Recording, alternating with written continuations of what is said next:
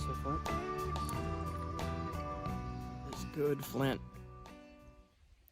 For creek flint. That is the best creek flint I have found. So, first thing I'm going to do to work on the spear is make a stone chopper. And it's going to be really rough, and I'm just going to do it really quick. It's just I need a sharpened edge, serrated edge that I could chop things with. And this is almost all limestone, so I'm going to use a limestone chopper.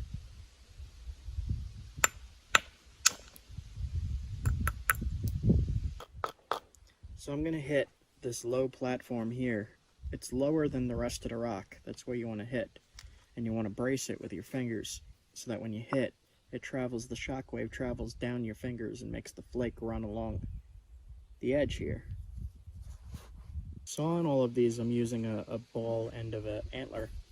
And I'm looking for a ledge like that where I could just knock off pieces. And you could use these to scrape down the wood. They're going to be super sharp. So don't waste any of those. And like I'm almost done with this already. Just need a sharpened edge, really.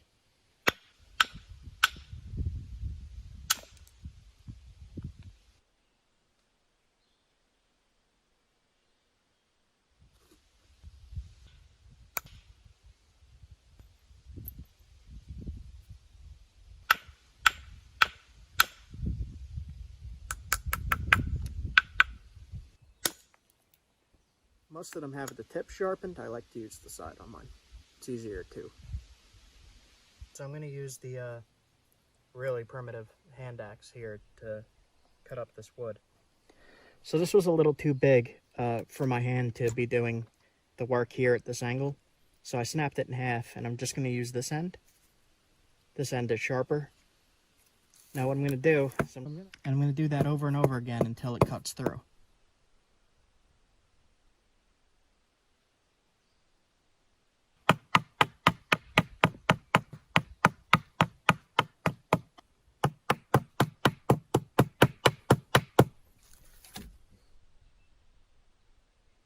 So I cut through a little more than halfway. I'm going to take my big moose antler here.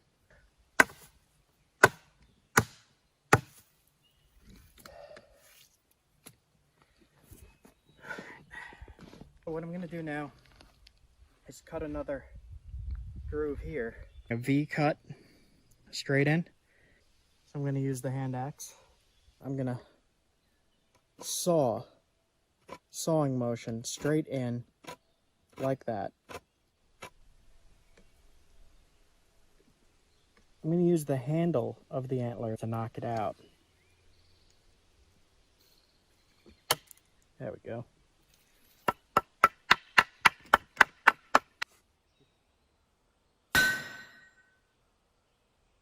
I'm going to take a piece of flint that we collected from the river and nap a spear point out of it.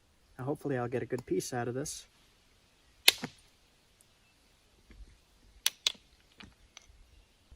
So both look okay. This one will be easier. So I'll try this one first.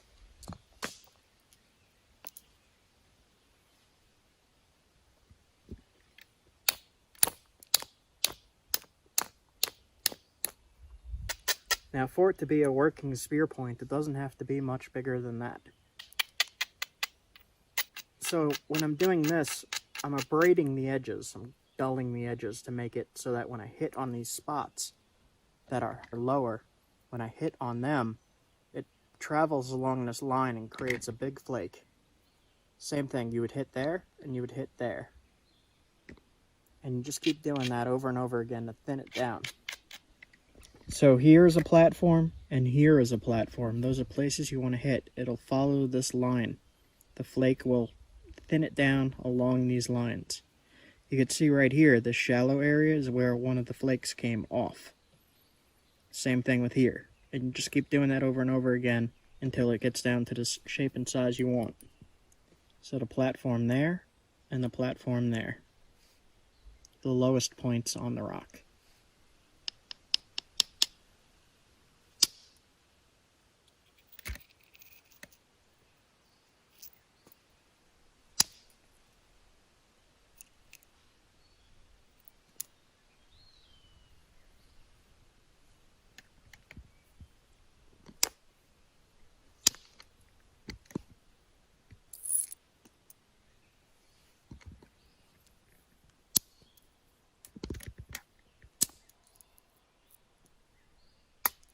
So I'm not going for anything too fancy because this is for use.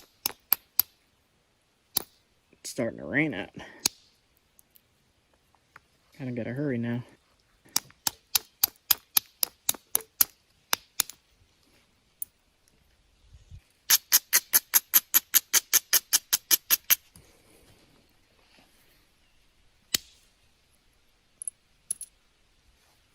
There's some damage in here, so I gotta be careful. But it's already taken shape. I don't need much more. Hopefully it stays together. So it's starting to rain, but I'm getting pretty close here. I just gotta thin it down, shape this edge up a little more, and the spear point will be done. No way.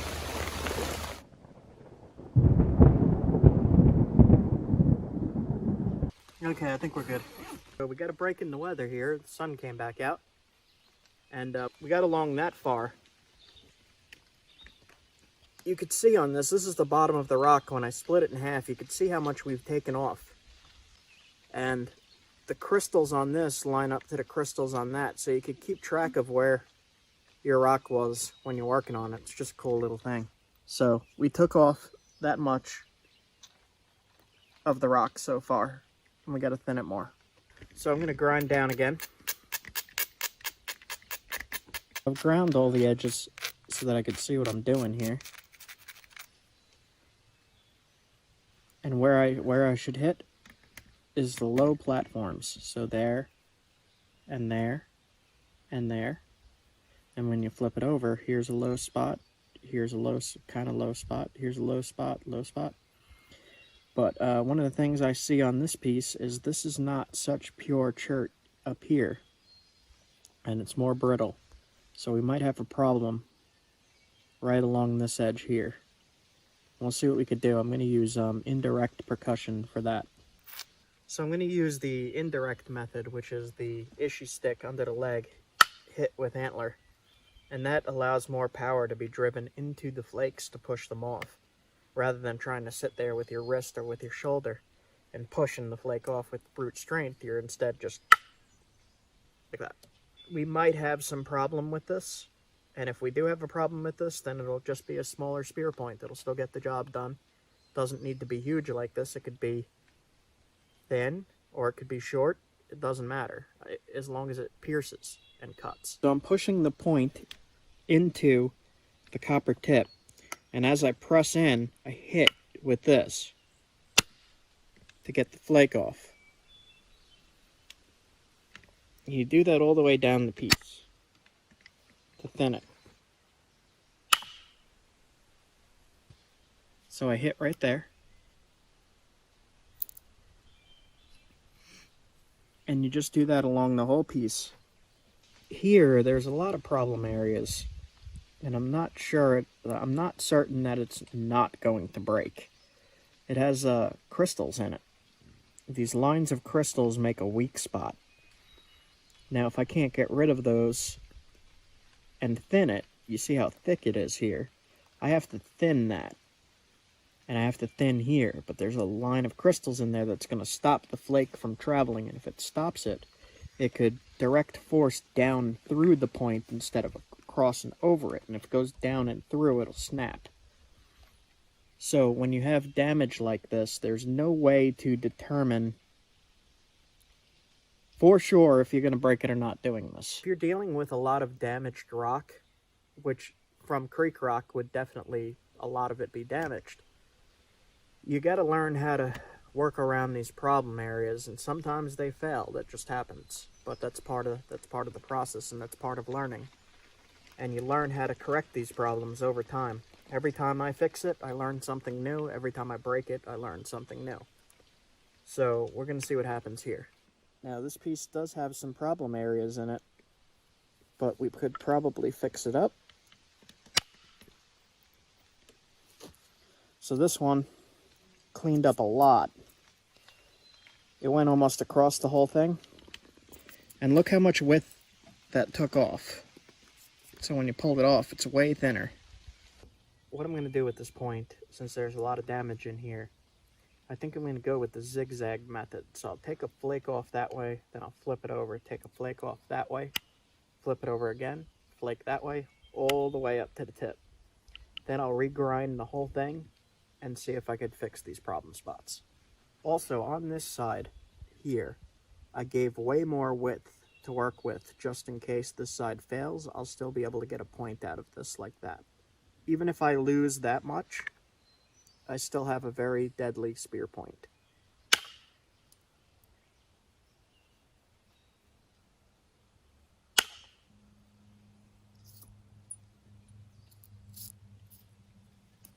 A lot of that crystal is still in there. So we're just going to keep thinning this now. We're past the problem point. This is going to be a little bit of a problem here, but I'll just get rid of that with grinding, I think.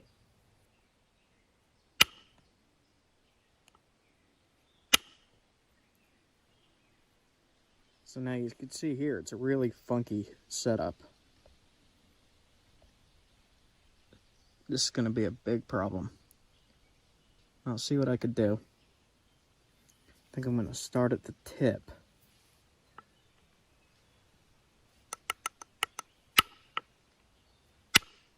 Don't want to hit too hard. Okay. Now, what I'm doing with the zigzagging is it's setting up new places that I could hit. So now I have access to this platform, which runs on that line, but it's still all funky in here. So what I'm going to do is take another flake below that platform on the opposite side. There.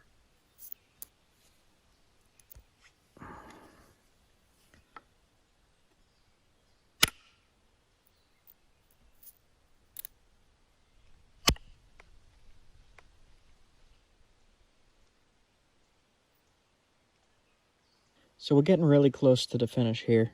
I managed to fix that whole tip. Here is still a little thick, but I like to keep that area thick because it adds strength to the entire point. If the tip breaks off, I could pull it out, set it back in, and resharpen it.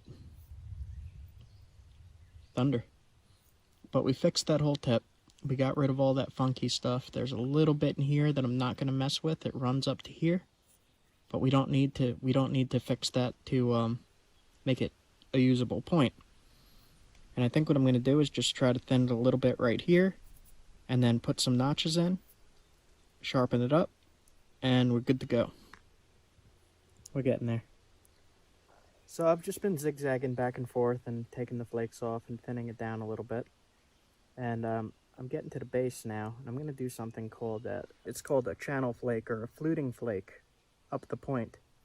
But if you want to see that, go over to my Patreon and check out what I have available there, because that will be exclusive content just for Patreon. So on my Patreon, I'm going to be doing all of my secrets and tips and everything I've learned within the past 14, maybe even 15 years now of doing this, along with what I've learned in archaeology. I want to be able to help you guys, and if you guys want to be able to help me, you could sign up through Patreon, and I'll gladly teach you this stuff. I have a mentorship program on there, and I have other tiers as well that you could look at, and go and check that out. I'll put the link. It'll be in the description of the video. You could just click on the link and go and check it out. Now for the final shaping and sharpening, usually I use caribou antler stuck in a stick with some pine sap, pine pitch glue, but this has been ground down to a nub, so on the other side I have a little stick of copper, and I'm just going to use that to finish it up. And same thing, I'm just going to zigzag across the piece and push little tiny flakes off. You don't want to take too much off here. So this is what I do for final resharpening. It's just pushing those little flakes off.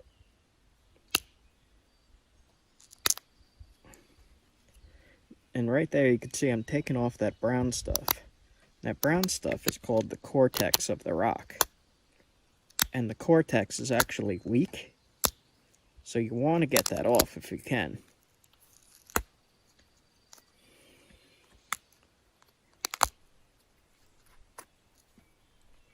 So I'm doing the same thing. I'm just zigzagging back and forth on these platforms here and making sure it keeps the right shape. So now that tip is pretty sharp. I'm going to make it go to more of a point. And a lot of this, you can see the cortex is a different color than the chert. And there's a lot of cortex in there. It goes right across the line here. You can see it on this side, this brown stuff. And like I said, that's weaker. So I'm going to leave this because otherwise it'll shorten my spear point, and I don't want a short one. Just grind the piece again.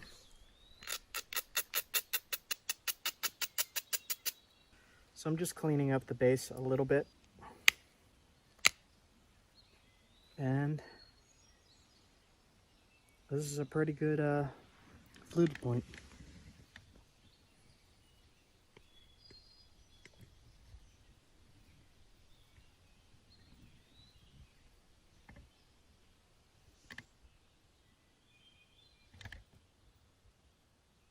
So this is an accurate replica of a Paleo-Indian spear point. Would have been used about 13,000 years ago, 12,000 years ago. And these were used to hunt large game like a caribou. They would put it on a atlatl dart and throw it with a spear thrower. The spear thrower was called an atlatl. And these darts would travel very, very forcefully into the animal. And then they had their food and clothes. So you could do all of this with just antler. You don't need the copper. You could do it with antler. It just takes a little bit more pressure to get those flakes off. As for the damage, we cleared up a lot of it. I flaked right over it, and I left the part that was very crystally in here. Like that. So all of this is crystally, but that's fine. Because it'll be sitting in the stick here. And this is the spot that we'll be thrusting or throwing. So now we're going to go put it on a stick. In one of my previous videos, I showed how to make these Paleolithic, Paleo-Indian end scrapers that were mostly used for hide working, but they were used for woodworking as well. And I've been using that to scrape off the bark and to thin this down. I've just been holding it between my two fingers like this and just peeling up over and over again, thinning it and taking all that bark off. I also shaped the edges a little better by just continually scraping along the edge there.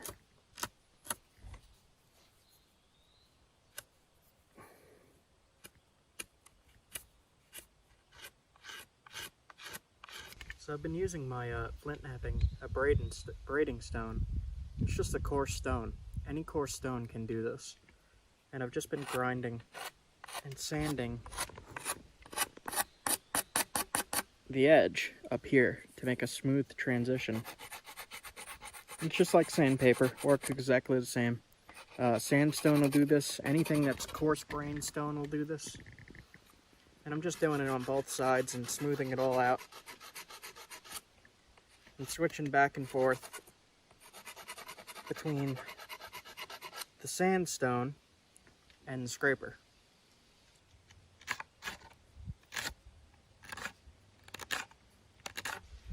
So I also chopped the bottom off, and I chopped some of these nubs off with the chopper. Just kept whacking at it until they came off. What I'm going to do now is fire harden this and try to straighten it a little bit. But when you fire harden it, it makes it so that if you're thrusting into something, it doesn't break. It makes it a lot stronger. So you're going to want to do that to your survival walking stick. So what you're going to want to do is not burn the stick, but rotate it through the fire and keep it moving as much as you can. You don't want to burn the stick. You just want to let the flames touch it. You're heating the wood. So you'll know it's done when it's hot to the touch. You can touch it, but if you keep on too long, it'll burn you. And it should be like that all the way to the tip. just slightly blackened. Come off on your fingers. So what we're going to do is we need some kind of glue to connect the spear point to the spear. And we're going to make a primitive glue today. You need charcoal and some pine sap. So what you do is you just find a rock with a flat surface and you start busting up the charcoal. You want it to be as fine powder as you could get it. So now what you do is you melt the pine sap onto the charcoal.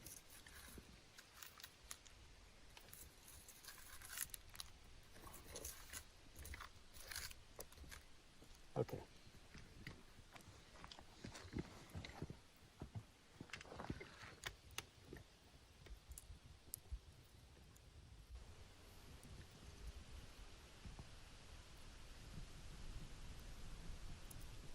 All right.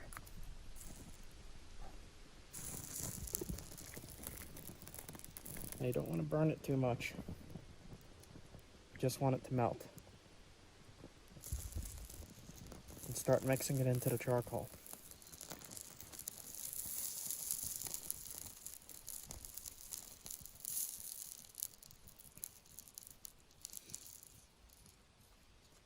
I'm just going to keep doing that over and over again until it's very liquidy.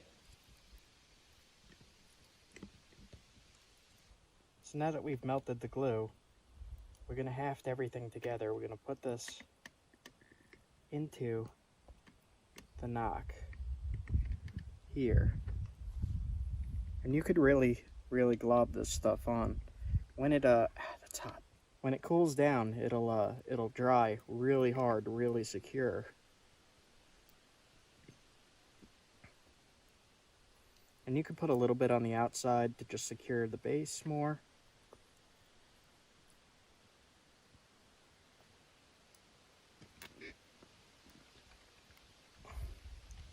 And this will also waterproof this area.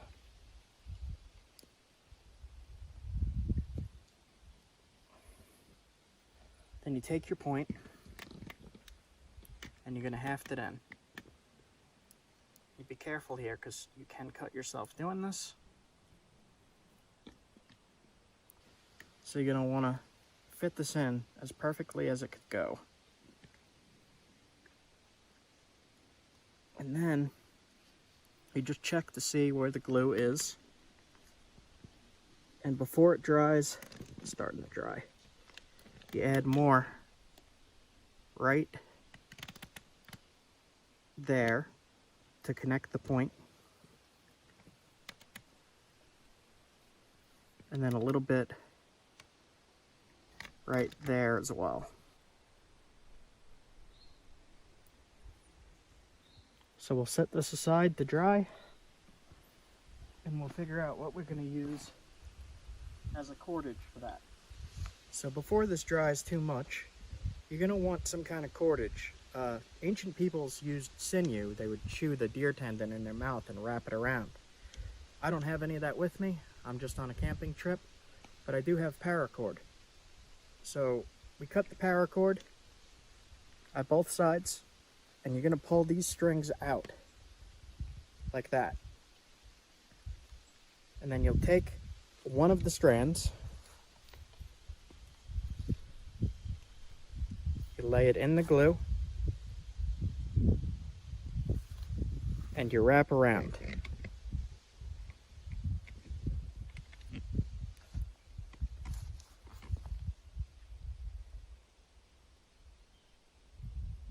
Like this.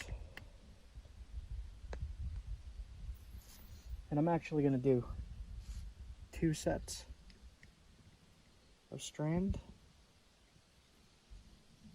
Pine pitch is super sticky.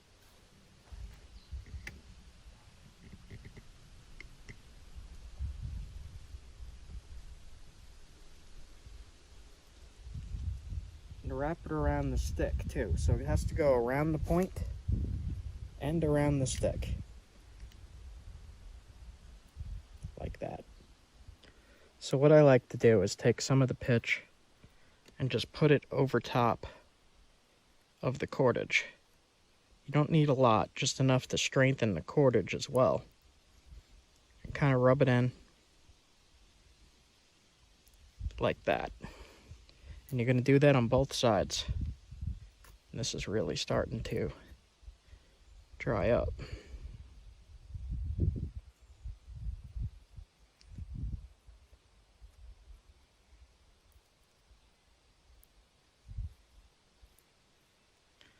So you want all of the cordage to be covered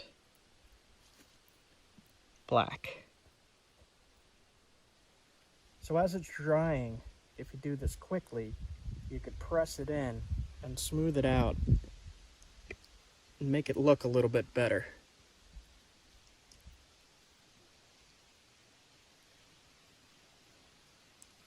Then you're just going to let it sit. So the spear is finished. It's all dried. Look at that nasty thing. That thing will make a huge wound. Look at that.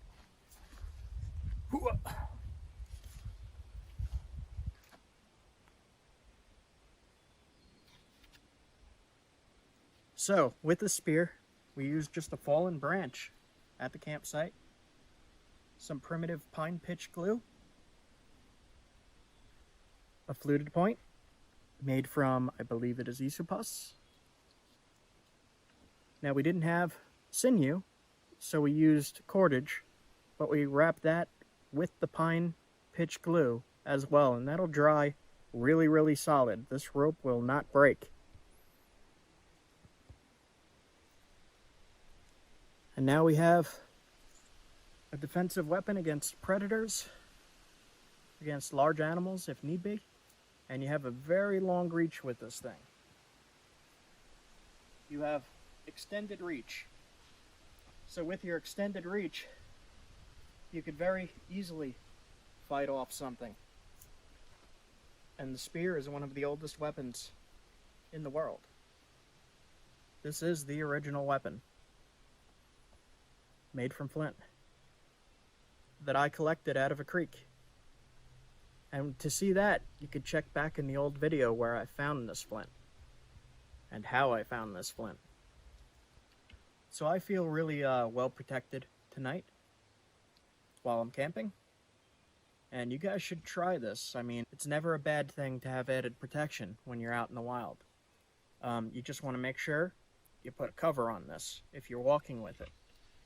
Put a cover on this if you're walking with it. You want something solid and hard to cover it.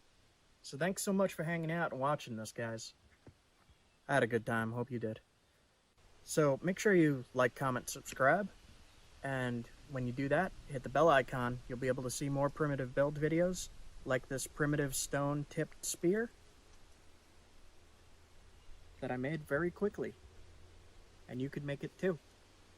Check out my playlist. I have many other primitive builds in the past and more incoming. So you'll be able to see primitive tools, primitive traps, many things. Thanks for watching. Thanks for hanging out. See you guys soon. So big shout out to Josh. Thanks for making this video possible, man. You signed up as a patron on Patreon. You help make stuff like this happen. You get to see more videos, you get to learn how to do these things. Check it out. I'll put the link in the description for everybody else. But seriously, thank you, Josh. I really appreciate your elite membership. And I'll be sure to show you how to do these things. Thank you.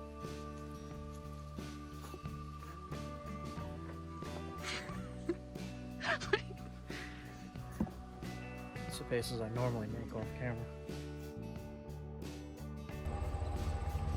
Mountain food fuels.